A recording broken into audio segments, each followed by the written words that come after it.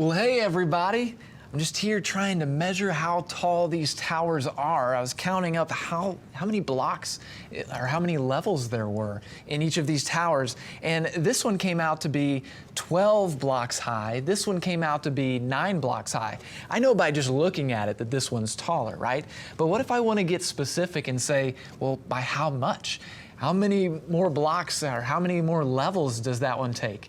And so we can actually figure this out, and one of the ways we can do it is by using a number line. So let's draw this out on a number line, and we know that our taller tower was 12 blocks high. We know our shorter tower was 9 blocks high.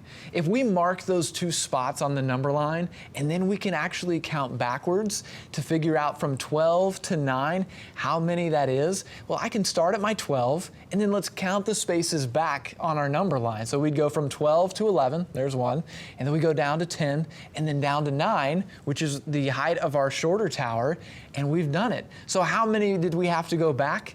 Well, 3. So that means our taller tower is 3 levels higher than our shorter tower. And that actually leads into our story problem of the day. That idea of being able to measure something and know exactly how much taller or shorter something is what we're going to be working on. And I have a problem for us, and it actually takes place in a city in Arkansas. Hot Springs, Arkansas has a mountain tower on it.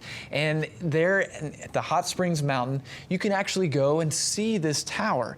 And it's on top, and then it measures 216 feet up in the air, which is really tall. And so did you know, though, that's not the only tower that has been there. There was actually a previous one called the Ricks Tower, and one before that that was the original tower built in that spot. And so what we want to do today is we want to figure out, well, how much taller is our tower that exists now than those previous ones? And we're going to use a different measurement, and not just feet.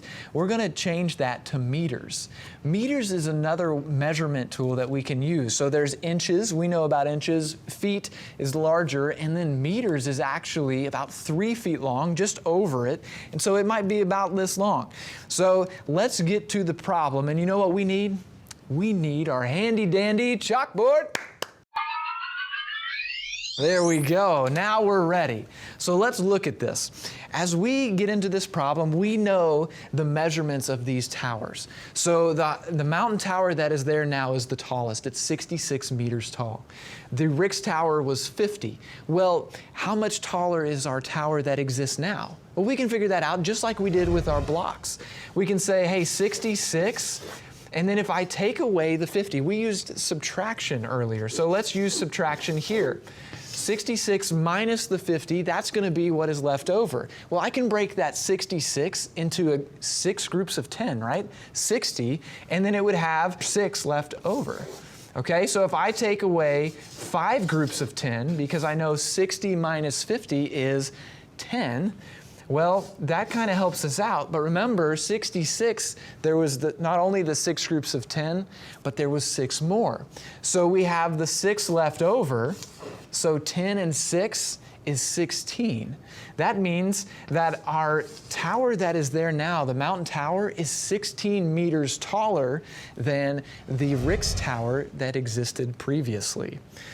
So now can we figure out how much the tower, the mountain tower that is there now, was than the original tower? So let's see if we can compare those heights. We used subtraction last time, and there's different ways to solve this problem, right? Different strategies. Let's try and use addition this time. So let's start with our smaller one. The original tower was 23 meters tall. So if I take that and I start with my 23, how much taller or how many meters do we have to add on to that to get to our mountain tower height of 66 meters? So 23 plus some number has to get us to 66. Well, we can do that in a variety of ways. Let's do it by adding 10 at a time. So 23, if I add on 10, that would be 33. Add on another 10, 43. Another 10 is 53, and then 10 more is 63. Now we're getting really close to 66, right? So we added 4 groups of 10, so that would be 40. But remember, that only got us to 63. We want to get to 66. So how many more do I have to add on to get to 66? Well, 3 more. So 40 plus 3 is 43. That means our tower that exists now is 43 meters taller than that original tower that was there in Hot Springs. That's some great problem solving today. Thanks for joining me, and y'all did amazing. We'll see you again real soon. Let's go to class. It's a blast. You're a great student, so we know that you can do it.